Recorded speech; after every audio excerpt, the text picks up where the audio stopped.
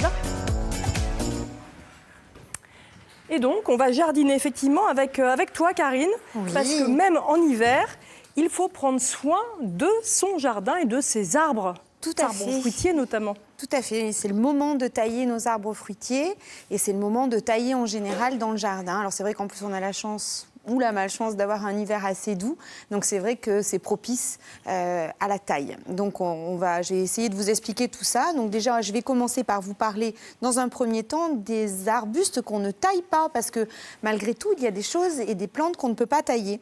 Alors j'en ai amené quelques spécimens. Il y a peut-être du matériel déjà. Tu voulais nous parler un petit peu du matériel? Voilà, tout à fait. Et d'abord, pour vous le montrer, je vais vous parler du matériel. Donc on va parler d'abord de sécateurs.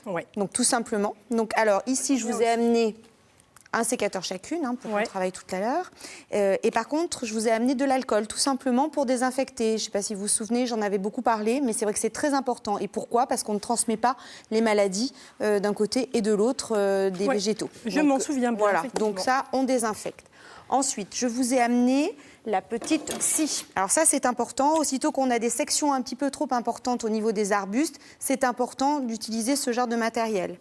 Donc la scie, bien sûr, toujours désinfectée à chaque fois qu'on utilise. Un sécateur un petit peu plus grand. Oui, qu'on va appeler une cisaille. Donc là, pareil. Donc là, moi, je vous conseille de bien nettoyer, désinfecter, mais aussi de graisser. Ça, c'est important.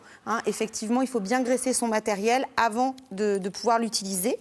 Et on va finir par un qui plaît beaucoup, mais qui est un petit peu plus grand, un petit peu plus impressionnant, et qui s'appelle l'échenilloir. Ouh là là. Je le montre. L'échenilloir. L'échenilloir. Alors pourquoi?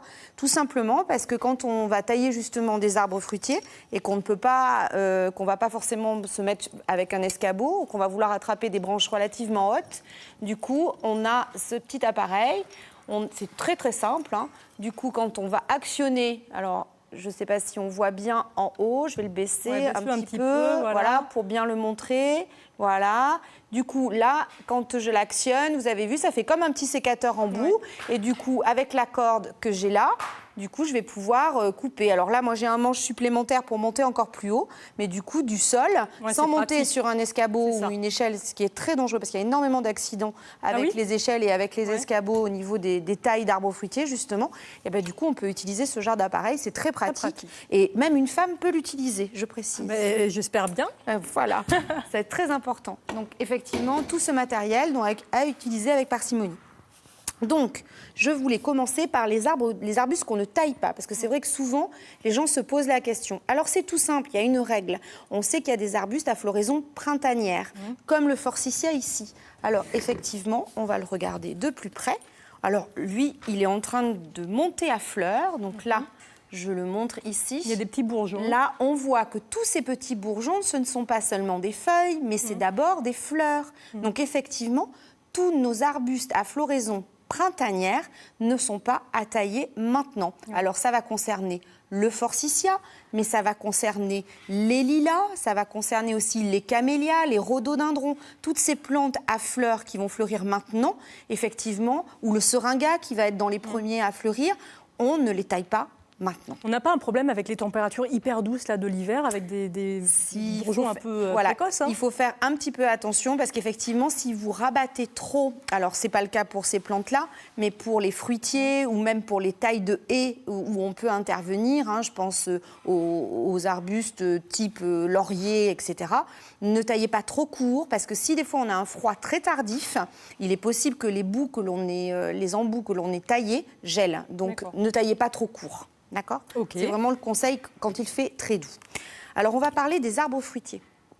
Alors, l'arbre fruitier, par excellence, pourquoi on le taille ?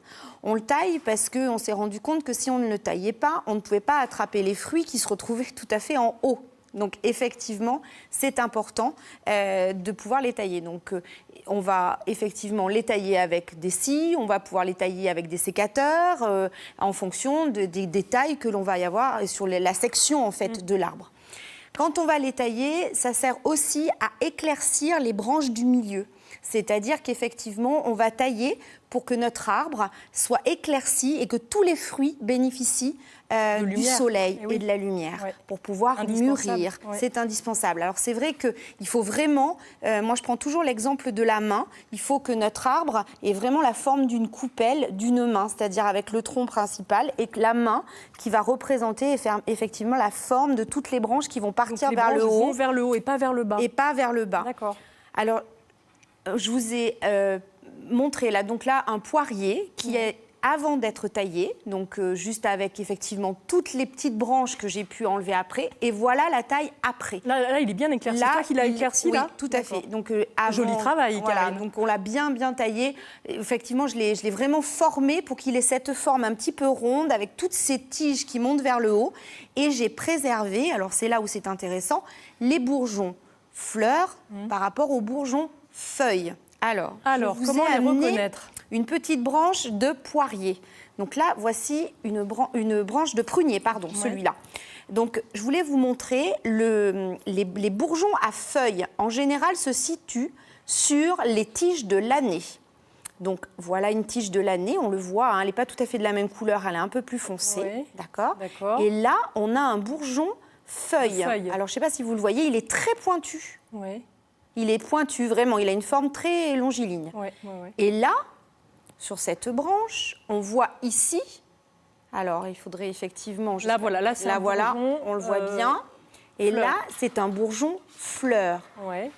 Il est moins pointu, moins long. Voilà, il est rond, Plus rond. en fait. Sur tous les arbres fruitiers, pour reconnaître les bourgeons feuilles des bourgeons fruits, c'est tout simple. Le bourgeon fleur est rond et le bourgeon feuille est long. D'accord. D'accord. Donc on va préserver les bourgeons fleurs pour avoir des fruits. On peut couper les bourgeons feuilles. Voilà, tout à fait. Donc là, si on avait à sectionner, on pourrait dire qu'on peut enlever cette branche pour pouvoir effectivement alléger. Ce qu'il faut penser, c'est que quand on taille sur un fruitier, il faut qu'on imagine le fruit à maturité et que la branche soit suffisamment forte pour tenir ce fruit. Donc c'est pour ça qu'on le taille. Donc il faut tailler avec parcimonie, régulièrement, pas de trop pour ne pas blesser et ne pas traumatiser l'arbre, mais il faut tailler avec parcimonie. Alors, je vous ai amené une grande branche. Alors ça, c'était la curiosité. Une branche de quoi, ça ? Ça, c'est une branche de pommier. D'accord. Donc, je l'ai taillée volontairement parce que ce qu'il faut, je voulais vraiment vous montrer, c'est qu'elle partait comme ça vers le sol. Ouais, donc ça, c'est mauvais. Ça, c'est mauvais. Il faut qu'elle parte vers le haut. Alors, elle repartait un peu vers le haut, effectivement.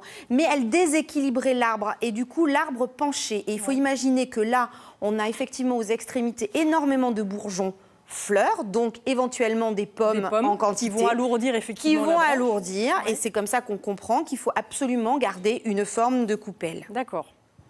Belle démonstration. On va continuer avec, effectivement, les rosiers. Ah, les rosiers. Alors, les rosiers, on a pu faire des tailles de nettoyage au moment du printemps, au moment de l'automne, pardon.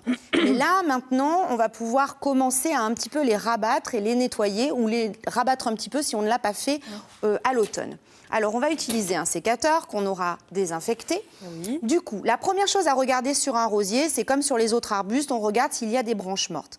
Et une chose très importante, et sur le rosier, c'est très vrai, c'est qu'il ne faut pas que les branches se croisent. Oui. Si ça se croise, pareil, même système, la lumière ne vient pas au centre et on n'a pas de bons résultats. Là, on le voit bien sur celui-là. Il y en a qui se croisent pas mal. Il y en a plein qui se croisent. Il n'y a vraiment pas d'intérêt. C'est quoi, c'est un jeune rosier, ça ? C'est un rosier qui a 4-5 ans. Du coup, là, effectivement, moi, je vais me permettre de le rabattre à ce niveau-là. Ah oui, carrément. Toi, tu n'as pas de main morte. Oui, je vais carrément le rabattre, d'accord ? Je vais le rabattre parce que, effectivement, je ne vois pas l'intérêt que ces branches se croisent. Ça va exactement faire la même chose pour celui-là. Oui. D'accord ? Donc là, déjà, on voit qu'il a déjà une forme beaucoup plus éclaircie. Oui. D'accord ? Il y a plus de lumière, effectivement. Il y a plus de lumière. Et après, je vais rabattre en comptant. Alors, il y a toujours ces histoires de compter les nombres d'œils, donc les yeux. Alors là, par exemple, on va voir, Vanessa, sur celui-là. Voilà, exactement. 2. Donc là, par contre, il est relativement équilibré. Voilà, 3. Donc en général, moi, j'en compte à peu près 3. Mais là, on va partir à partir de cette base-là. Donc on va chercher les yeux. On va faire 1, 2 et 3. Alors, j'en vois un là. Là, il y en a un là, il y en a un là, et il y en a un qui démarre ici. D'accord. Donc, ça va faire 3. Ça veut et dire donc, que je peux au-dessus couper là. ici, Alors, au-dessus. Hein. Alors, on coupe, attention, on coupe toujours en biseau. Pourquoi? Un peu de côté. Alors, plutôt de ce côté. Ah, comme ça. Voilà, le Attention biseau de à ce tes doigts, côté. hein. Voilà. J'y vais. Ouais, Attention. alors, hop, le biseau. Voilà, on coupe en biseau. Et pourquoi en biseau, alors? Parce que effectivement, quand il va pleuvoir, l'eau va couler sur le biseau, alors que si on coupe vraiment de façon droite, l'eau va stagner et risque d'amener de la pourriture. D'accord. Alors, petite astuce, et là, je vais le laisser faire. La petite astuce, c'est que quand on n'a pas de mastic à cicatriser, sur des petites sections comme des petits arbres ou comme des rosiers, on peut tout à fait, effectivement, s'amuser à allumer une bougie Ouais. et à se servir de la cire en faisant couler, tout simplement, en faisant couler de la cire sur l'extrémité, effectivement, pour faire comme... C'est rigolo, c'est comme un petit pansement en fait. Comme un pansement naturel. Ouais. Et effectivement, ça va permettre à la plante de cicatriser tranquillement. Faut en mettre beaucoup ou sans pas être abîmée. Du moment que ça, voilà, on va tendre mal, là, un petit non peu. Voilà, c'est bien. Là, c'est bien parce que ça va. Super. Voilà, on le voit. Et du coup, effectivement, ça va sécher, ça cicatrise. Et c'est tout à fait naturel. On a tous un petit morceau de bougie. Et effectivement, ça va permettre à la plante de bien vivre et de repartir sur des bourgeons très propres. Ben, merci beaucoup pour cette astuce que je ne connaissais pas, peut-être comme vous. Voilà, belle découverte. Merci beaucoup, Karine, pour tous ces conseils. Donc, vous avez compris, à vos jardins, si vous voulez d'autres conseils ou témoigner, vous nous appelez bien sûr au 0805 383 383. Vous pouvez aussi aller nous laisser un petit commentaire sur notre page Facebook. On aime bien la page de Ensemble, c'est mieux. N'hésitez surtout pas